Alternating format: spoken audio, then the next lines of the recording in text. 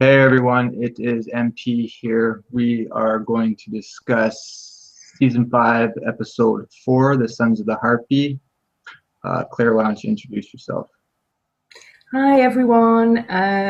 Yeah, just to remind you that we're going to be wandering into spoiler territory. We're going to be talking about speculations and maybe even some predictions. So proceed with caution, but embrace the pain. um, okay. Do you want me to start with the links? Sure. I would just also say, actually, no, go ahead, start with the links because I've forgotten exactly what I was just about to say. So You kind of screwed me with the embrace the pain thing there. And okay, I'm going to give you the links. I'm going to give this 3 links. I think it was a really enjoyable episode, but I think there are certain things within the episode that for me kind of average it out to a 3. And also I'm kind of building a bit of flexibility in my scoring and awarding of links in the hope that we get episodes later on where I can start awarding 4s and 5s. So I did like this episode. However, there were a couple of scenes that I wasn't really that keen on, which we'll get to as we go through. I thought that although we only focused on 5 areas, so we've got Essos, Dawn, King's Landing, the Wall, and the Winterfell crypts, we had really sort of quite quick, flashy scenes. And I wish we were able to spend a bit more time in certain scenes. So it flashed around quite a bit for me. I really like the fact that Dawn appeared on the map in the credits with the snake. hold on, did it not do that in Episode 2? Oh, this is the first time I noticed it. It's the first time I noticed it too, but I don't know if I was checking Episode 2. I'm assuming it was there then. I don't know. I think Bravos appeared in previous episodes, but I'm pretty sure this is the first time we saw the snake and we saw Dawn. That's the first time I remember. I think there was a couple of really touching scenes in this episode, and the acting is again superb. So again, I would give it a 3. So to just kind of average it out, that's my reasoning behind awarding 3 links. What do you think? I would say 3.5 for entertainment, but I know there's no half links. So 3 for entertainment value, 4 for depth and stuff we could pull. This episode was loaded with clues and hints, and pretty much all throughout there's barely, I think only one scene where we get actual lines from the books, and that's a scene that hasn't ever taken place in the books, but Littlefinger is saying lines from the books, which was pretty cool. I remembered what I was going to say. It is Tuesday, so we're actually doing this on time for once. Whoop, whoop. By the end of this, we'll actually be able to upload it, and everything will work out to plan. Yeah, go ahead and start us off. Okay, so let's start off with what kind of stood out to us with the theme and the title before we get into the different locations. And I did actually say to MP before the episode, it's interesting that the title is Sons of the Harpy.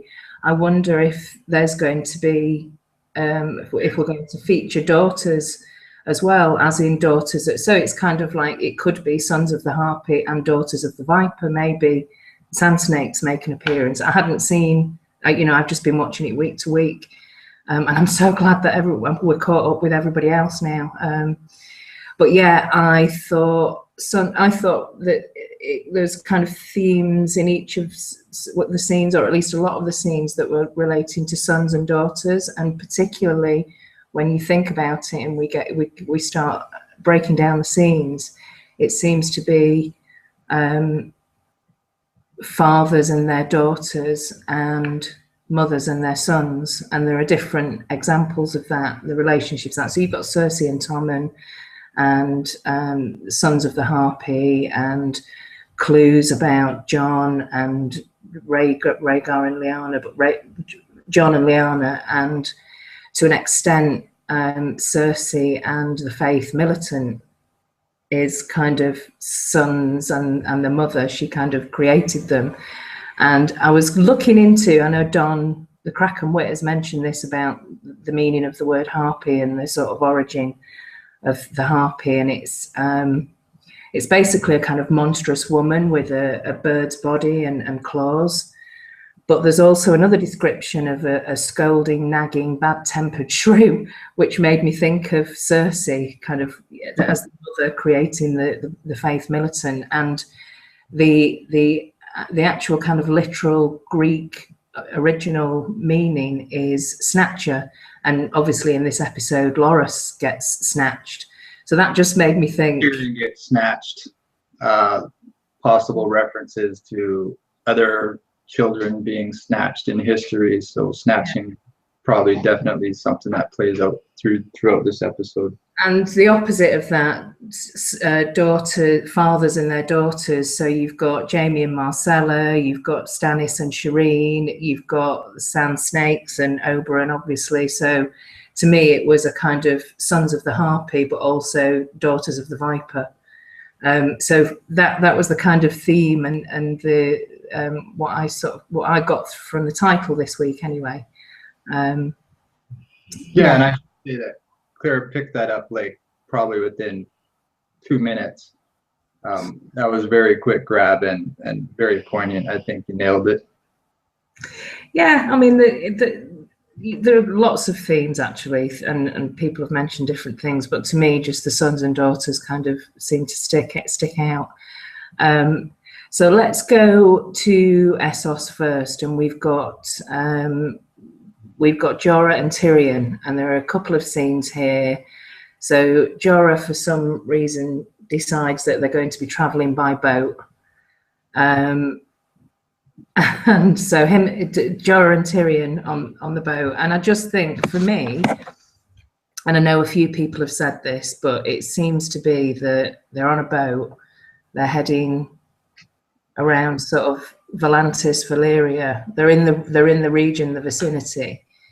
And I think because it's been mentioned so many times, Grayscale's bound to appear and Stone Men are bound to appear. So I think I'm just thinking about the kind of translation from the books to the show, and we know that there's a lot of merging of different characters. So I think Jorah could be merging into the Griff, John Connington role, and that something happens with Jorah and Grayscale, and they're be taking that to Marine, and rather than it being the Pale Mare and the sickness that they've got, maybe Grayscale spreads there.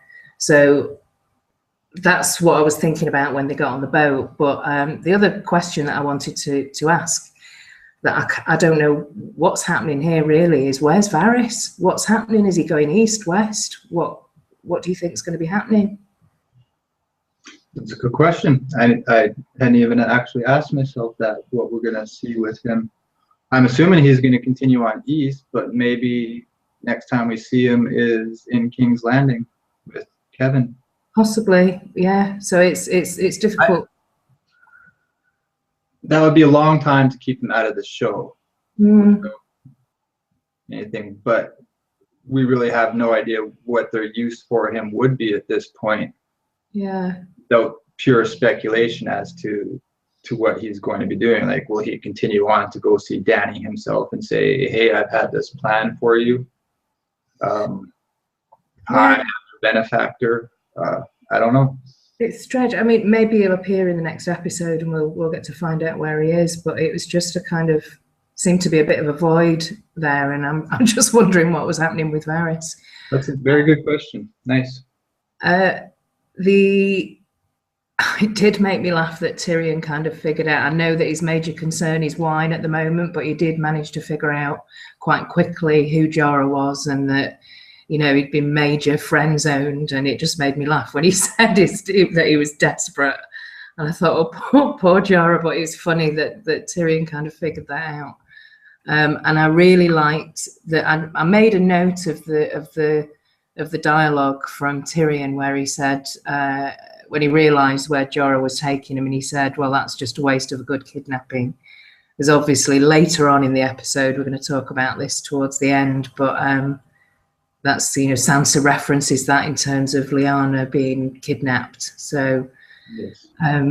that's what I saw from the Jorah and Tyrion scenes. I know there are a couple of scenes. What do you think?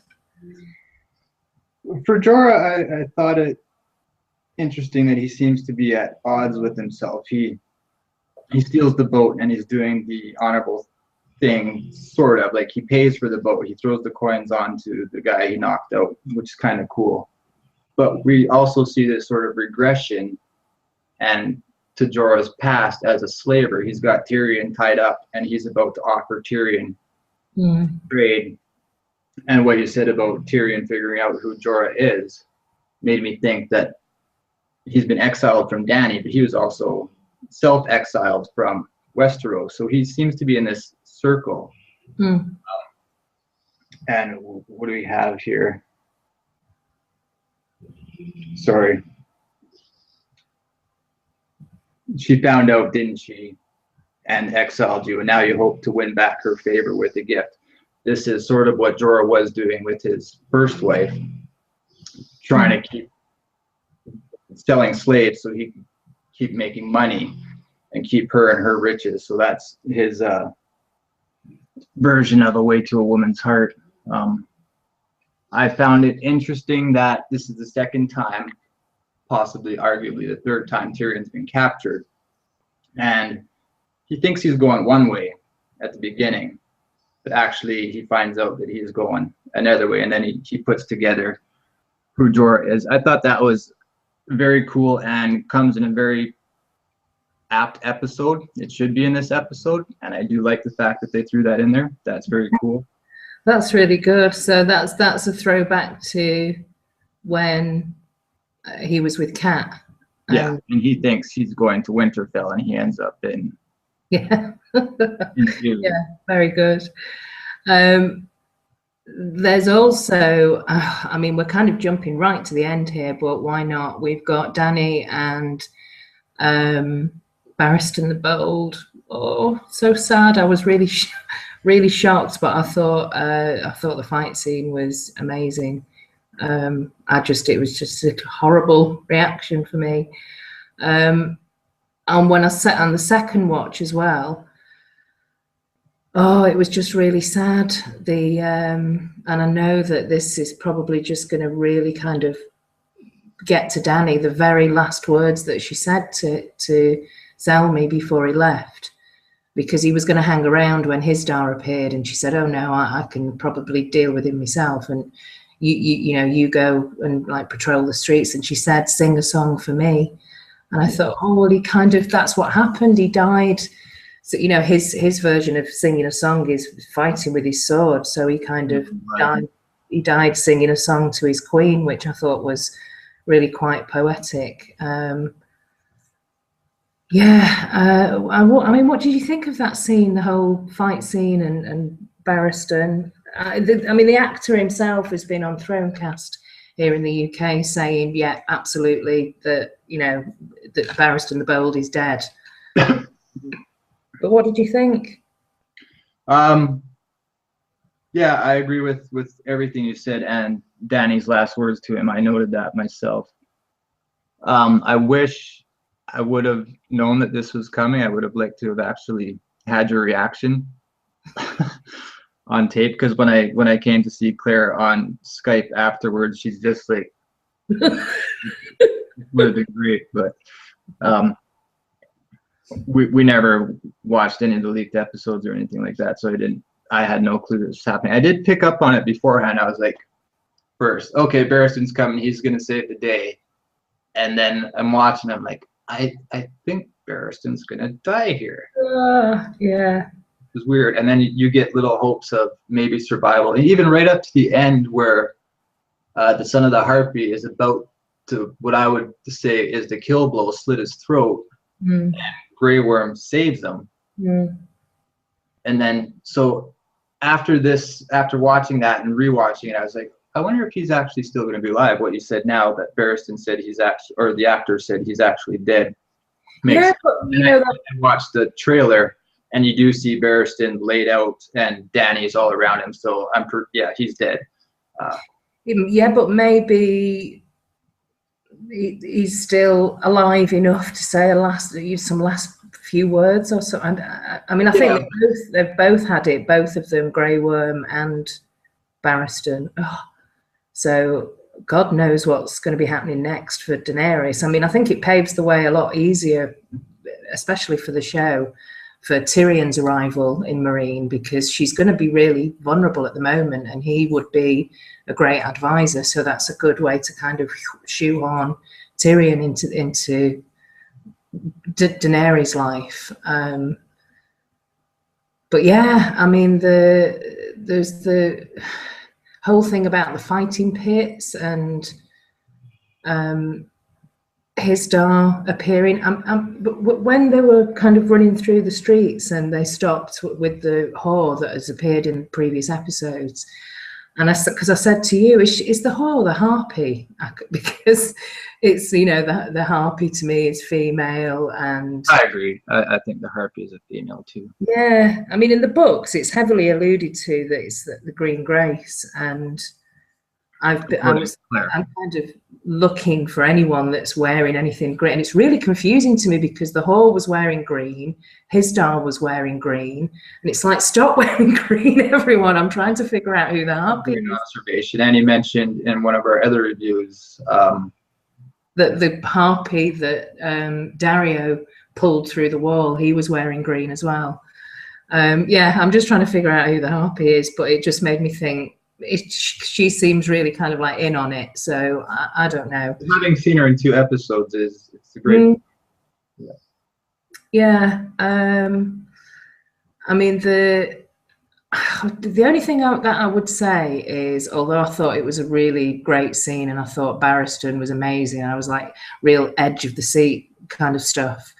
But I thought that I was a bit disappointed that the Unsullied didn't seem to fight very well. It just felt as though, I mean, I've only really paid attention to the scene once, I think, but it was just like, I thought they would have been able to fend off. I have an argument for this, in that this was a setup, it was a trap, and I could just be making this up, but they're in a narrow hallway.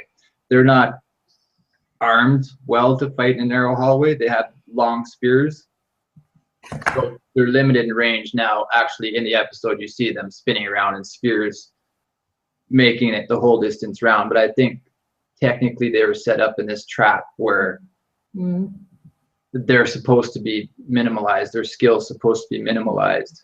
So they couldn't use their weapons effectively, but not as effectively as they would have liked. That's just my argument. That could be complete nonsense. So let's go to the conversation with this. You know, we can't avoid not mentioning probably at this stage that this particular episode is loaded with references around Jon's parentage and lineage, and Rhaegar and Lyanna both feature in this episode. Rhaegar at least a couple of times, and in this conversation between Daenerys and Barristan, which is very different to what happens later on with Sansa. So this is going to make show watchers immediately start jumping to lots of conclusions. Right. That's absolutely the point that it's supposed to make, because you have Sansa saying kidnapped and raped, and you have Barristan saying, like the saying to the people, gave money to charity, all these things. So they should hopefully, except they come at opposing ends, hopefully they put the two together. They'll be wrong, but hopefully they put the two together. So is there anything else that you got from what Barristan said to Daenerys there about Rhaegar? When he's telling her the story about Rhaegar would take him out to walk around King's Landing, I found it very interesting, just his description of Rhaegar would pick a spot on the Hook or the Street of Seeds, and he'd sing to the people. On the Hook, Rhaegar is the Hook. is the hook in this story. And the Street of Seeds. I don't even know if these streets exist in the story or in the maps of the realm, but I like the fact that it's the hook or the Street of Seeds, because Rhaegar is seeds that have been planted all throughout the story, Rhaegar and Lyanna. So I found that a very interesting line. I have written down here, at one time he gave the money to a minstrel down the street, one time he gave it to an orphanage in Flea Bottom, and one time we got horribly drunk. I don't exactly know if there's any point. The fact that it was one time stuck out to me. Just also made me think of one time in band camp, but that's neither here nor there. I mean, I think it's worth pointing out here that clearly, you know, we've had conversations about the fact that Rhaegar and Lyanna are dropped, and lots of clues in this particular episode. And quite a few strange. I mean, I thought the scene between Mel and Jon was really quite strange, but there was a lot to take from it. And I think it's, from my point of view, I think it's entirely plausible that the R plus L equals J theory is being explored and will possibly be featured, as this is, you know, from the show's point of view, this is how they're going to roll it out. But from, I mean, I know that we can talk about this towards the end if you want to sort of talk about this as part of the section with Sansa. Throughout the story, if we don't get everything out, we can talk about more stuff again, but let's just roll with it. For me personally, I think we have to take into consideration, because I've seen lots of comments from people saying, oh, finally, you know, we get this is proved. And for me, it's like this is how they may go in the show, but George himself has said, particularly this season, is a big departure from the books. Mance and Barristan have died in the show. That's very different from the books. And even if they go down the road of R plus L equals J in the TV show, I'm not going to be completely convinced of that as total fact and canon until I read it in the books. And that's my only issue, is there's going to be different things. I mean, I'd be interested to see how the pink letter pans out, because I truly believe from a book reader point of view that that's Stannis. But it might go down differently in the show. But that doesn't mean to say that it's not going to be Stannis in the books. You know, there's different ways to interpret this, and I think there's lots of speculation to be had, and I'm entirely convinced that they would be going down this road in terms of the TV show. I've got lots of other things to say about this, and if you do want to do a separate video on it, that would be absolutely fine, or we can talk about it at the end. But over to you. First of all, yeah, I do also agree with you on the pink letter, and Tony as well. Stannis, in my opinion, has definitely written that. Tony puts out a great argument there. But I think that the show's doing exactly what it needs to do. My personal opinion is R plus L equals J is supposed to be promoted. You're supposed to believe in it. And this, to me, has to happen so that you do get this ending that you don't see coming, which George has always said. He hates when people can see an ending coming. Now, arguably, we've had these books for so long that people think that they figured out the ending. I disagree with that. I don't think it's as obvious as that. And I do believe in this actual episode, the R plus L episode, there are many other clues that say, don't go so quickly. Stop. What about this? What about this? Okay. Going through it all, and it's going to be very hard to break down quickly, but most of this dialogue is fictional dialogue, and there's clues in every little bit, possibly about at least 4 different theories as to Jon's lineage. You have Wyla, you have Ashara. There's even Robert as Jon's father, there's a little clue, little tidbit in there. And that one actually made me think more for a little bit. That was a strange one when I saw it, but we'll get to that later. Yeah. Where are we next? Yeah, sorry, we're going off on a bit of a tangent there. Yeah. But I think, yes, there are different clues and perspectives throughout each of the locations that we're going to be looking at, particularly Dawn next with Jaime and Bronn. And the dialogue, I think, can be interpreted in really different and interesting ways in this particular episode.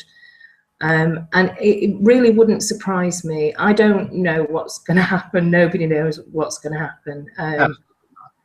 And I think it would be really quite interesting if what the producers, the TV show, or the showrunners, whatever they're called, if what they're doing is dropping clues / red herrings and taking the viewer on a different direction, because they're thinking of rewatches, people rewatching the TV show and people watching it in like box sets and things in the future, just like book readers get the same enjoyment from rereading. You know, so maybe they're doing something different, but kind of following George's lead. So that's something to bear in mind as well, I think. Absolutely. I was looking at various scenes from season 1 because I was first trying to find one thing, which I knew was actually in the first episode, or I knew that would be the place where I would find it if it existed. But I also looked at the tourney scene. And it was interesting just due to this episode, Varys, or actually I can't remember who it is, but saying that the tournament is there so that the common folk and the nobles can have this shared enjoyment, which goes to the fighting pits.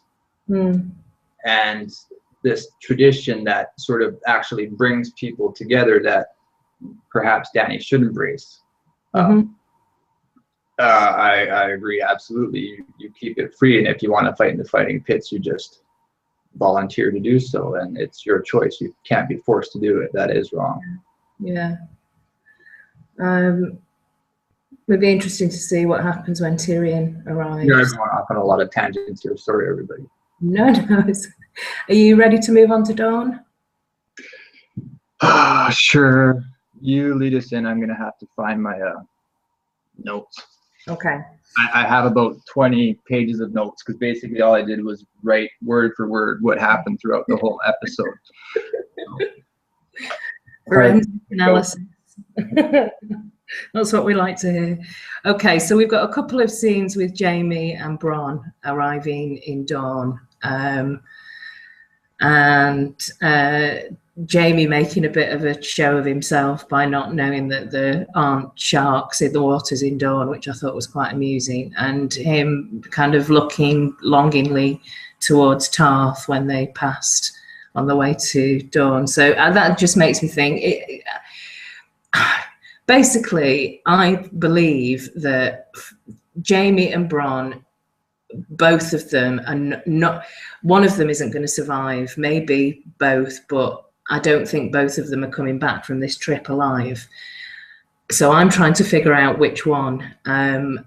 Now, I believe at this moment in time, I switch between the two, but at the moment, I believe it's Bronn that's not going to make it. And I think there are some clues for me in this particular episode, more visually, really, rather than the dialogue. But when they arrive and they're Bronn's making breakfast in the morning, and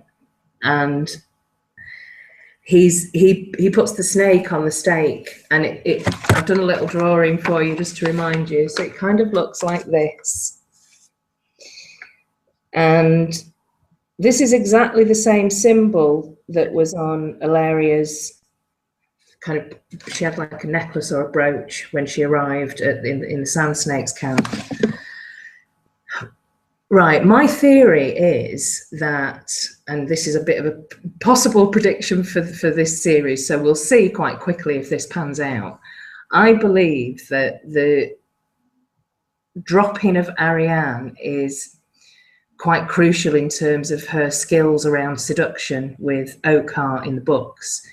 And I believe that because Bronn mentioned fighting and fucking and fighting, and Illyria is kind of taking the place of Arianne, I believe that Bronn's going to be seduced by a sand snake or Illyria herself. And I believe that because he ate the snake and Jaime didn't, that he's going to succumb to a sand snake and he's going to be seduced. We'll see if this happens.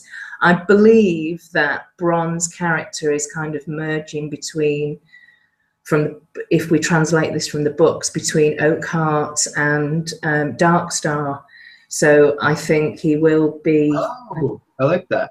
In the Martell's camp, and I don't think there won't really be any love lost for Jaime. But I think Jaime will probably, if we're thinking of war and peace in Dawn, as Illyria so bluntly put it, then I think Jaime's going to get some backing from Doran, and Hotar will be that. I think there'll be some big fight, and Bronn will betray Jaime, and I think that's what's going to happen. Have you checked like casting or anything like that? So you don't know if Darkstar has been cast at all, or no? That's I like that, what you just said there. That makes sense. There's a couple of things about foreshadowing, one of them dying when they were talking about shit ways to die. So that again made me think one of you isn't going to come back from this trip. And with Jaime saying that he wants to die in the arms of the woman he loves, made me think, well, will he die with Cersei? And also with him seeing Tarth, it makes me think, is he going to see Brienne again? And I just think probably Jaime's going to return. As Littlefinger would say, you know, if I was a gambling man, I would probably put my money on Jaime returning from Dawn. And I think that's what's going to happen to Bronn. He's going to be seduced by Illyria, because that the seduction of Oakheart by Arianne in the books, I think was we shouldn't miss that. I thought that was great. It's absolutely a perfect point, and I like where your thinking is going with that. I had the same thoughts in regards to Cersei and Brienne. I was going to ask you, do you think him saying "I want to die in the arms of the woman I love" is a Valonqar reference, or perhaps Brienne's, what we know from the books, her last scene and her whatever choice she makes there? Possibly. Will he die in her arms with the scene of Tarth? You're gonna make me cry. That would be a very it would be poetic. It would be. I kind of like it. I mean, that would be awesome to have another battle of Jaime and Brienne. That'd be cool. So, is there anything that you want to say about Jaime and Bronn and the dialogue between them? Of course. So you said it most. The thing I really think people should pay attention to is when we get scenes that don't exist in the books, and they're put in there and they have specific dialogue, we have to figure out why this dialogue, why then. This isn't just about Jaime and Bronn going to free Myrcella. This is something historical. Not verbatim word for word or anything like that, but the clues are here. We're not rescuing their princess. We're rescuing my niece and bringing her back to my family. And then Bronn stares at Jaime and says, "Your niece?" when actually it's his daughter. This is a Jon Snow parallel. Ned's nephew or Ned's son. So there's a clue there. Yeah. Why are you here? Why not send an army? Because I don't want to start a war. This is Tower of Joy. This is, why is it Ned just with 7 men? Why not the rest of his army when he just had them, I don't know, days, weeks earlier in the war. Why did you just decide to go to the TOJ with 7 men? It doesn't make much sense, because I don't want to start a war. That deal still doesn't explain what you're doing here. It has to be me. It has to be me. So before people go off on R plus L is concrete, this episode says it, you have to pay attention to this scene. You have, your options are given to you, at least one, that nephew or son option, or niece or daughter option is their princess, whatever. Mm. So don't overlook that, please. Yeah. No, it's a good point. And I think, you know, all speculation and options welcome. I think the one of the things, just to remind you, because I don't know if you've forgotten this, but I thought it was interesting that you picked up on the "Send my regards" quote. Yeah, of course. Send my regards to Tyrion, which is throwback to Jaime and the Red Wedding. Send my regards to. Yeah, and where does it comes up? So you mentioned that it came up somewhere else in the episode. Mace Tyrell says, "I'll give the Titan of Bravos your regards." Oh, to Cersei, yeah. There's obviously death tie-ins in that aspect too. I don't know, where do you want to move from here? Well, while we're in Dawn, we can't avoid mentioning. I wish we could, but this. When I mentioned at the beginning, there was a couple of scenes that I didn't like. This is one of them. I mean, a few people have said, you know, it's cheesy, and it just a lot of it kind of didn't make sense. I mean, the bit where Obara starts going into the tears versus spears speech. 1 second, just sorry to interrupt. Can you hear the dog snoring? No. If you people watching can hear the dog snoring, I apologize. He's deaf. I could yell at him, but it won't wake him up anyways. So. Yeah, well, yeah, sorry. Well, I was just saying, when Obara was doing a tears versus spears speech, I just thought it would have been hilarious if Nym turned around and said, "Jesus Christ, we've heard this one 1,000,000 times before. What is it, war or peace?" Point. And it did seem really cheesy, and just loads of things that I know in the desert, when you're walking through sand, the shoes that they were wearing would be useful for making sure that you're kicking sand out of the way, but just those weird pointy shoes that they were all wearing, it just made it all seem a bit clownish to me, and I couldn't really take it seriously. I am a male. I did not notice their shoes. Well, whatsoever. Not even you even told me that before I watched the second time, and I still have no recollection of what they're wearing. Well, were they curved up, or are they just pointed? Like really kind of curled over like clown shoes, and it was just it just made me laugh. But I can see that being a case for not actually wanting to kick sand up, so it doesn't get stuck in the sand. So they curve it up, and you can just keep walking. That's only fashion of the sand snakes. But yeah, I mean, the only thing really, like I said, that was of any interest really for me in that scene was the brooch, the necklace that Ilaria was wearing, that made me think of the breakfast that Bronn and Jaime were having earlier on.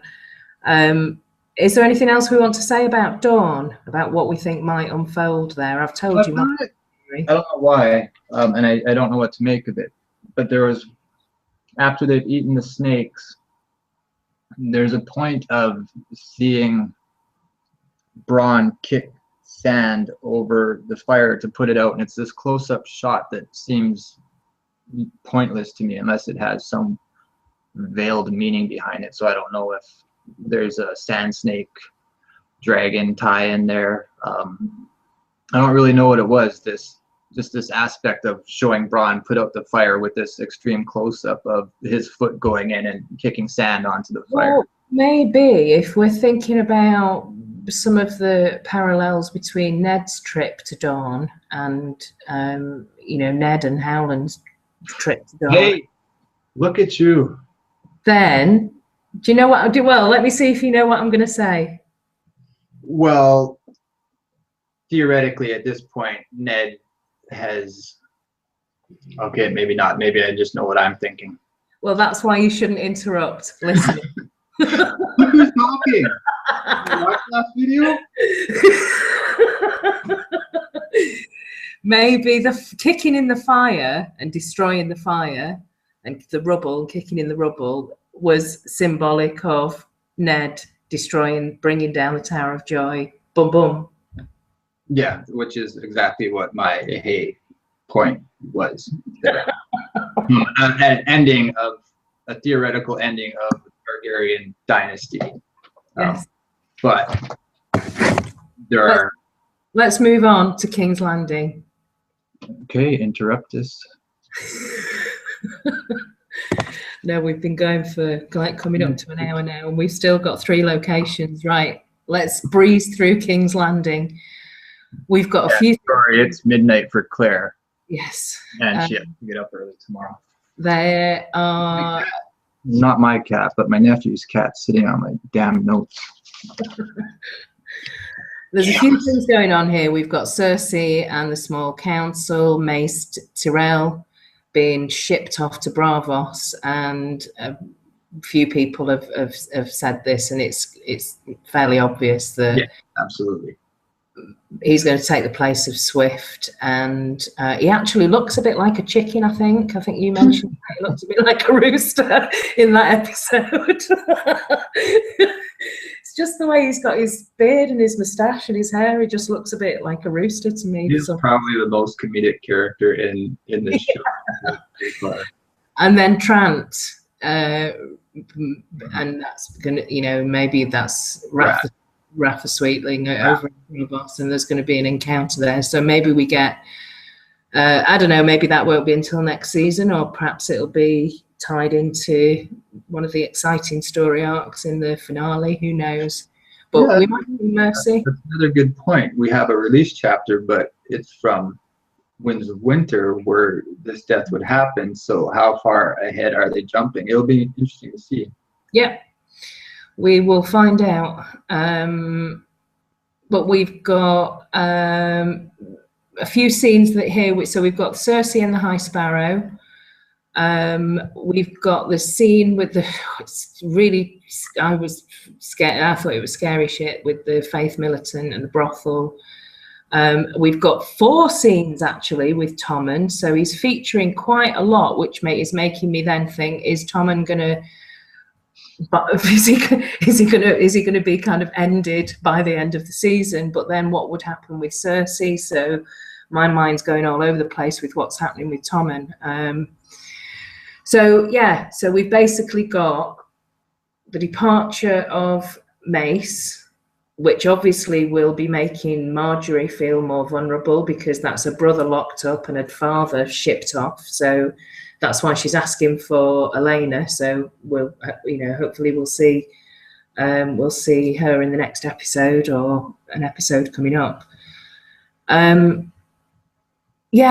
do you make of these scenes? What do you think of what Cersei's doing? Get into that. I know I mentioned this to you earlier, but I paused it on the letter that Cersei had in front of her, which is a letter from Littlefinger. Mm-hmm. And the 4 words I can make out, and I think the last one was just his signature. Baelish, I think, but it's sort of blurred out, but is of further, and then that's the end of one line, and then my establishment, the end of another. We have in the last 2 episodes, I believe, this one and the one previous, we have Oliver telling people, do you know whose place this is? This is Lord Baelish's establishment. So it's curious that word establishment shows up in this letter. So I don't know if perhaps Littlefinger is aware of what might be taking place there, as he said he has no further use for it. I think Littlefinger's got his little finger in this plot completely. And I mean, I don't necessarily know the reason why he's coming back to King's Landing, but I think if you look at what's going to be happening, and if there's a kind of trial or accusations levied against both Cersei and Marjorie, then the witnesses that are going to be pulled out are going to be Oliver against Cersei and Lancel. Oliver against Loras. So Oliver will be used to attack House Martell, and Lancel is got, he's got all the knowledge about what's happening with Cersei and the incest within the Lannister camp. So you've got Oliver versus Lancel as key witnesses if there are any trials. Yeah, not even versus, just on sides. Yeah. So I agree, and I believe that was mentioned in last week's small council by a few people as well. Yeah. I mean, I think that's likely. It makes perfect sense, absolutely. Mm-hmm. And it just point out that Oliver did not get arrested. He got smacked in the face, but he wasn't taken away. So they're targeting specific people. He wasn't one of them. Yeah, and I think when I'm just thinking about the charges that are going to be brought against Cersei, and even if Lancel just keeps stum and says nothing to anybody, there was the scene in the last episode with pardon? They stum? Yeah. Even if Lancel keeps stum and doesn't say anything and just doesn't mention anything about the incest. I've never heard that word before. Okay. Not mean to interrupt, just. I think that, I mean, the whole scene with Tommen on the sept, on the stairs of the sept, and the crowd shouting, "Bastard, born of sin," and so that's common knowledge. So that's like, that can be levied against her in terms of incest. And obviously that's something that would come from the books, but maybe that was some kind of foreshadowing, the crowd shouting that. I mean, God knows how Tommen's going to take that, but that's something that can be levied against Cersei.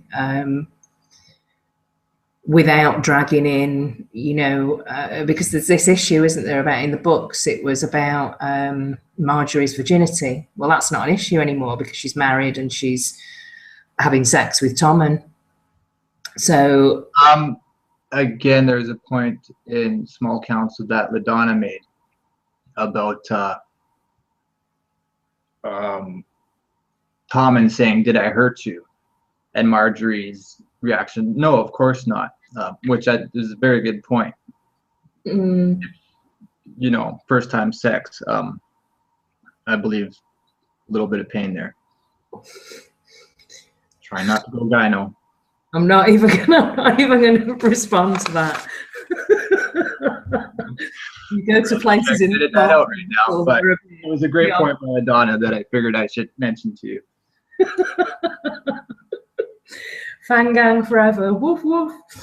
Okay, so have you got anything to say about the Faith Militant and Cersei and the High Sparrow? Yeah, there's a few things in the Cersei conversation with the High Sparrow. First, it almost seems like she has this growing godlike complex about her. Find the quotes here. She mentions that she's heard tales of all septs burning and bodies piling up, and the High Sparrow says, "Wars teach people to obey the sword, not the gods." And then Cersei returns with, "Perhaps the gods need a sword of their own," which you could look at as a Lightbringer reference as well. Different place. Not saying that it's just a mention of a sword of the gods. But in that line, she's actually starting to want this army for her own cause. perhaps the gods need a sword of their own, and then an army in service to the gods themselves, ... and to you, of course, as their chosen representative. She's actually talking about herself and used this word God in place of herself, which is kind of interesting. High Sparrow, of course, just taking it all in. Yeah. And then you get this, what would you say if I told you there is a great sinner in our midst, shielded by golden privilege? And he's just looking at her and he says, I would say, may the Father judge him justly.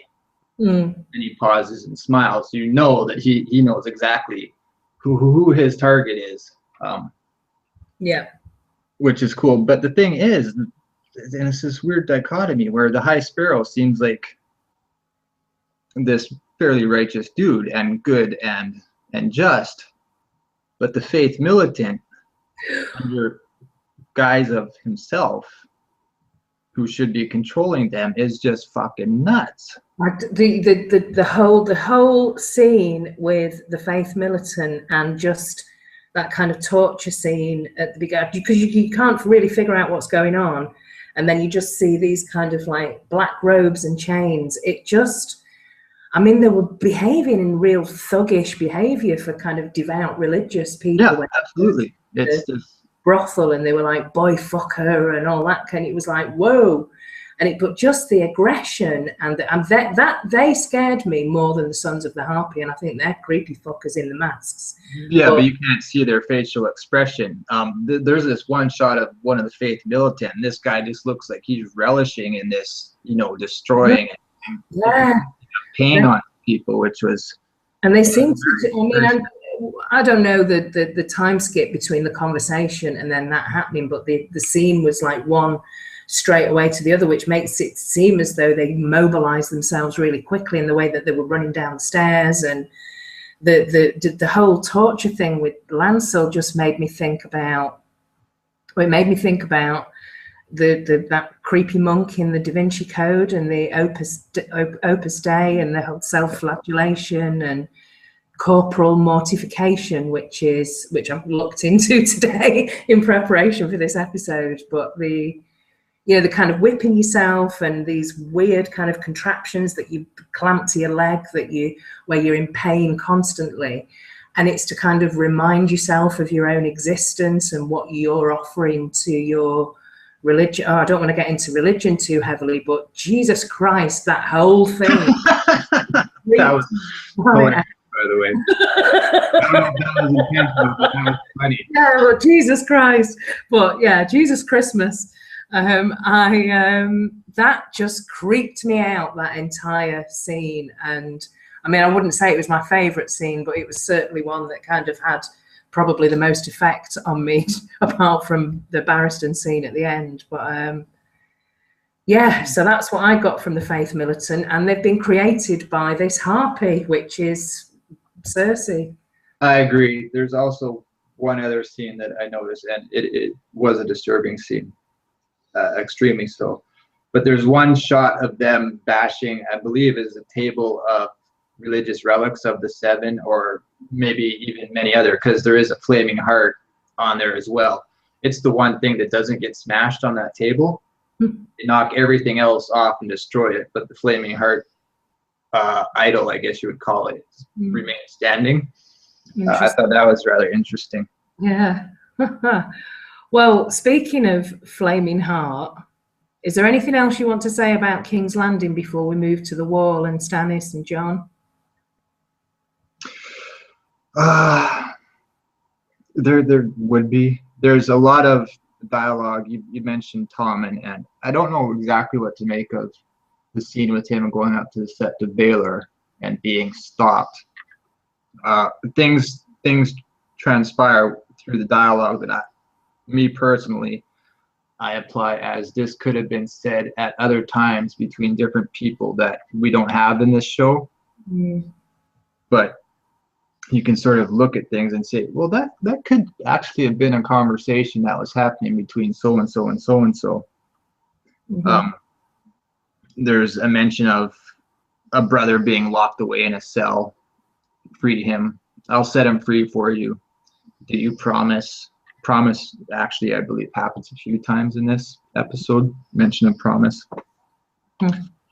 Why is my brother in a cell? I don't know. I didn't order it. We both know who did. You told me she was returning to Casterly Rock. Are you saying my mother's behind this? She's jealous you're not hers anymore. Arresting my brother is her revenge. Changed a few of those letters, words around, and something else. That's essentially it.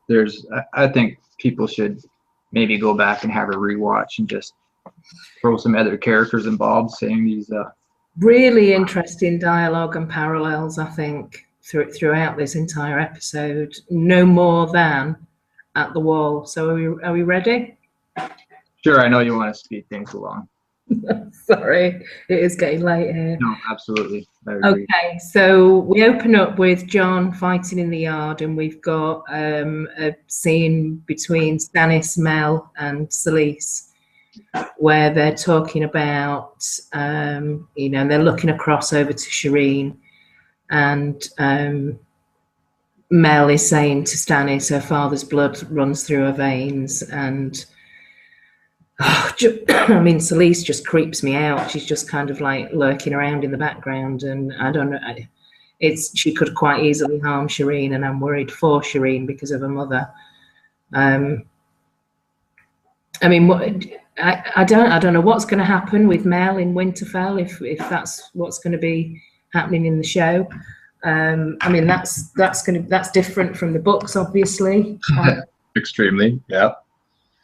And there was an obvious kind of pointed reference to Mel watching Jon in the yard and saying, "I serve my lord," and that kind of thing. So I'm just going to let the cat in because he's banging at the door. But what did you make? I'll speak while you're there. The one thing I found kind of interesting about Selyse is that it appears she blames herself for Shireen, which we find out just a few moments later that that's not the case. Like, the grayscale came from this doll from Dorne, which that in itself is an interesting concept. Was that done on purpose, do you think, or is that just sheer accident? And she's not here, and I'm trying to find my notes. You think highly of this boy, the Lord Commander, or he's the Lord Commander of the Night's Watch, a bastard by some tavern slut. Then Stannis says, perhaps, but that wasn't Ned Stark's way. I fully agree with that. That wasn't Ned Stark's way. Mm-hmm. And this is where then Selyse says, I gave you nothing but weakness and deformity, but she didn't do that. She gave birth to a healthy daughter. Yeah. Just happens to have grayscale, and in this episode, what we get from the show is that came from an external source. Mm-hmm. Then the mention of, or at this point, Melisandre comes in and says, her scars mean nothing to the Lord of Light. Her father's the Lord's chosen king, and she has her father's blood running through her veins. To me, this is a reference to what people quite often use as an argument of why R plus L has to be J, is when Ned looks at Jon and says, you have my blood running through your vein. This is Melisandre saying the exact same thing about Shireen. Instead of saying she's his daughter, she's mentioning the blood, and Stannis' blood, and we know it's his blood running through her veins. So I thought that was a good way to tie that in there as well. Yeah. What did you think? What did you think about Jon and Sam? I mean, Sam is asking Jon to sign the letters, and we'll talk about any of my points on that. I mean, you have a little bit more to say on that than I do. One thing I noted there, which we'll get to when we get to the crypts. Yeah, I mean, it was just really to say that if a letter's going out to Winterfell from Jon, then there's likely to be a reply. Yes. And that could be the pink letter. Who knows? We don't know when Stannis is about to set off to Winterfell either, so there's a number of things that could happen there. I mean, there's this really strange scene between Mel and Jon where she's talking about power in him and life. And I thought when she kind of started to sit on his lap that I could see the ruby glowing on a necklace, but you said that you couldn't see it. So No, there's also could be a factor of television resolution and things like that, although I do have an HD TV, but if the blacks are different, you never know if something shows up more. I remember watching one of the episodes of The Walking Dead where I watched it on one TV and Rick says something and he has a shadow on his eye that makes him look like the governor. Yeah. And then I watched it on a different TV and it's very, very faint that nobody would notice it. So if you saw it, sure. I definitely didn't see it. So what did you make about what Mel said to Jon when she was talking about power in you and power to create life and shadows? That's fine to me. That doesn't mean extremely much. I think Jon's, no matter who you are, if you're in the Stark family, you're going to have king's blood in you. That's my opinion. Okay. Arguably, Stannis and Shireen having king's blood in them is just because Stannis named himself king. How does that make him king? He's not technically a king yet, so why does he have king's blood? You go through Targaryen dynasty, it's perhaps dropped down through the bloodlines, but that's all. Yeah.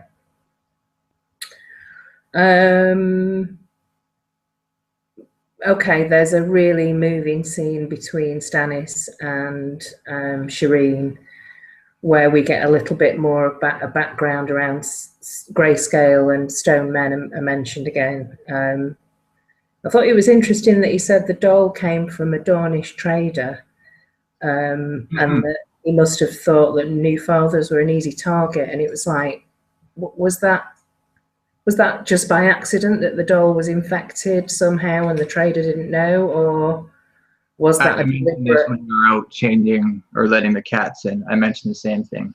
Ah, okay, sorry. No, go ahead and talk about it. I was just letting you know that I'm right there with you. I mean, it was quite touching. And again, I always think when I see a scene like that where it's like, oh, we see another side of that character, or oh, we've seen them in quite a few scenes this episode, and then you immediately start to think, oh shit, is this building up to something, and is something going to happen to Stannis this season? I don't know. I mean, there's real kind of that, it's wild speculation. A number of things could happen there, and there's so many different departures. That just blew my mind that Barristan the Bold was just taken out like that. And it probably does mean that he's not going to last a great deal longer in Winds of Winter, and he might not get past the Battle of Fire or whatever it's called. And Barristan you're talking about now. Yeah, Barristan. Sorry, I've gone back to Barristan. But yeah, the thing that really interested me in that scene was, again, the mention of grayscale and the stone men. So, it seems like the show is really kind of featuring that this season. Yeah, I found it strange that we had the stone men, the mention of sending her off to live with the stone men in the ruins of Valyria, which I don't believe is from the books. That's not where we have to go to find where the stone men keep themselves. So that was a little strange. That makes me wonder if indeed we will see the stone men. I was thinking we were, and now I'm thinking maybe we're not. I don't know. One other thing I noticed, Shireen walking into the room, she picks up a stone, first of all, which I'm assuming is dragon glass. It had some shine to it. And then she messes with Stannis's war map. And when Stannis is having this great moving moment, which I love, this is like the proudest I've ever been about Stannis. But at the same time, he turns and he messes with he puts everything back in place to where it was. So he's having this loving moment, but he's still strategizing and has this other side to him, I thought it was perfect. It was so funny. Maybe he's got like a little touch of OCD, Stannis. Possibly. Yeah. Is there anything else that we want to say about the wall and what happens at the wall? I'm sure there is, but I can't think of it at the moment. Don't It's say so that. hard to go through all these notes, and I tried to organize it before. Prepared to class, not good enough, MP. This is exactly my case in school. I can think of it all, but you want me to organize it? Fuck that. Okay, well, we move to the last location, which is a fairly short scene, actually, but very loaded. And this is Sansa and Winterfell in the Sansa and Littlefinger in the crypts at Winterfell. Yes. I mean, initially I got quite excited when I saw the feather. Oh, it's a white feather, and then she blows the dirt away from it, and it's a black feather, and I immediately jumped to, oh my God, it's Bloodraven, and that links back to the dream that Bran had in the first season, but actually it wasn't, and you informed me. You informed me that King Robert put that feather there in the very first episode. Well, I didn't know that. That was my first thing. Yeah. Do we ever see that feather get placed there? And that's one of the things I went back to look for, was that first episode when they went to the crypt. And yes, indeed, Robert lays that feather down there. So that feather links those two scenes. I think so. This is why I wanted to cut ahead, which is, this is what I'm going to say is a reference to possibly Robert being Jon's father. So you can have King's blood there as well, if you want to go that route. Yeah. Jon writing those letters with Sam, he's waving this feather around prominently in the screen. Robert lays that feather at Lyanna's thing. So symbolically, you can tie those two together very easily. So I think, personally, I think there's all sorts of references to all of multiple theories regarding Jon's parentage in this episode. It's not just R+L. There's everything else as well. Other clues and options to consider. Yeah. I thought it was very strange that Littlefinger is all of a sudden a Stannis supporter when he said a betting man would put his money on Stannis, which I totally agree with. Yeah. But that doesn't. This is kind of like first I've heard of Littlefinger backing Stannis. I never got a sense of that really from the books. Yeah, I just thought it was a bit strange, but yeah, the whole. I mean, I think you got more from this scene than I did, and I'll pass over to you now. I think there are some comparisons between Cat and Sansa, and I think you're probably better placed to go into this than I am. Yeah, I could quote you the whole scene if I read it, but in regards to Littlefinger backing Stannis, I think it's in his best interest. He's not really backing Stannis. He's giving her that option, and he's giving her the other option. He doesn't care who wins. And she even asks him, and what if Roose defeats Stannis? Well, then you'll marry this lord. He's creating the chaos, the war in the north. It doesn't matter if they deplete themselves. He's building up his own army. He's not even worried about, like you do hear about Stannis making it down to Winterfell, or sorry, not Winterfell, to King's Landing, and first he has to claim Winterfell. I don't think that's going to happen myself. Be interesting. I don't think we have enough time in the books to have that happen. There are comparisons where, I mean, you know, we've talked about this before, but where Littlefinger could be pretty much repeating a very similar conversation with Sansa that he had with her mother many years ago, when she says about, what does she say about being married? Can't leave me here. And then he says, I know how hard it is to live with people you despise. Believe me, it's weird because coming from Littlefinger, he lived with the Tully family, so he must be talking about Hoster and Liza. I can't remember Kat's mother's name or if she was even around at those early stages.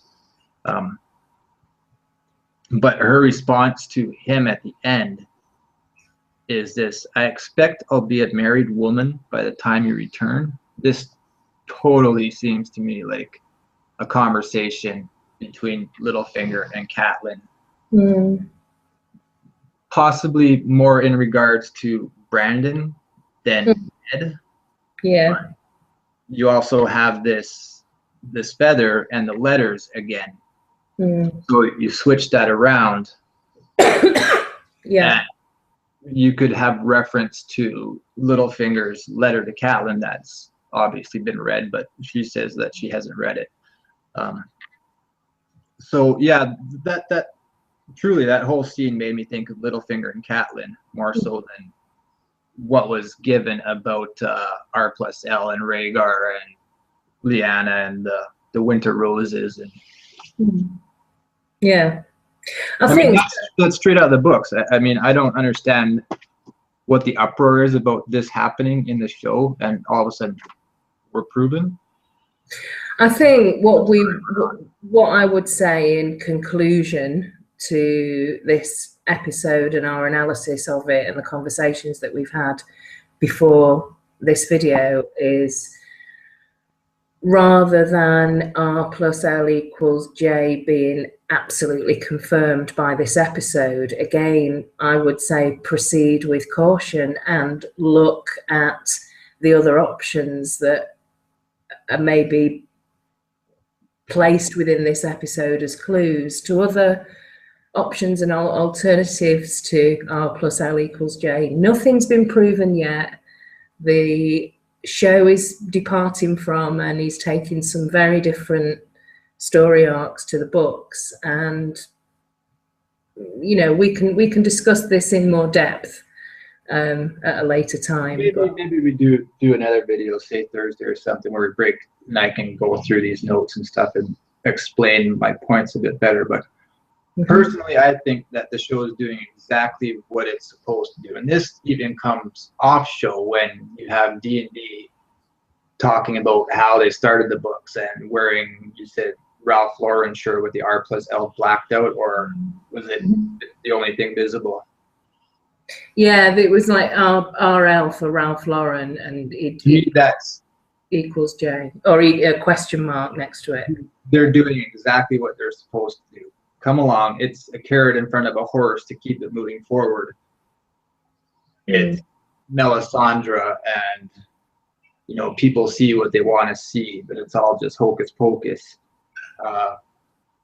We are supposed to be looking at R+L. Yeah. But be careful. Just be careful. Well, I think we probably come to the same conclusion on a lot of things, but I've got slightly different thoughts and reasons for the way I, you know, some of the. We have had this conversation before where we've talked about how cool it would be if R+L happened in the show, and then the books are something completely different. That's a best of both worlds scenario. People get what they want via the show, and then a difference in the books, where you and I are both on page with whatever happens in the books is the actual story. That's a gold mine. Yeah. Well, let's not get into it because we can cover this in more detail on a separate video. All right. Okay. I think that's all we've got to cover. Yeah, and you got to get to bed. Sorry I've kept you up so late. That's okay. I would just say that my favourite scene, although it was very sad, was the Barristan scene, just because of my shocked reaction that you relayed back to me. I just don't know what's happening next for Daenerys. Obviously, I think it's going to be easier for them to accept Tyrion into that environment. But I think that was probably my favourite scene. What about you? Just Jaime and Bronn on the ship, the very short scene, which thank you very much, D&D, for putting that in there. I appreciate it. Some really interesting dialogue, I think, particularly in this episode, definitely. Your niece? That doesn't make sense. Don't move so quickly, people. All right. Thank you very much for watching. Claire, thank you again as always. And it looks like we have actually done a Tuesday. We've made it through here. This should be uploaded unless there's some problems there. So hopefully our luck has turned. Excellent. Just a little bit more steady now. Oh, by the way, Claire is a lot more visual today. She has gotten herself a new webcam, which is great. Yay. Okay, see you next week. All right. Thanks for watching, everybody. Bye. Bye.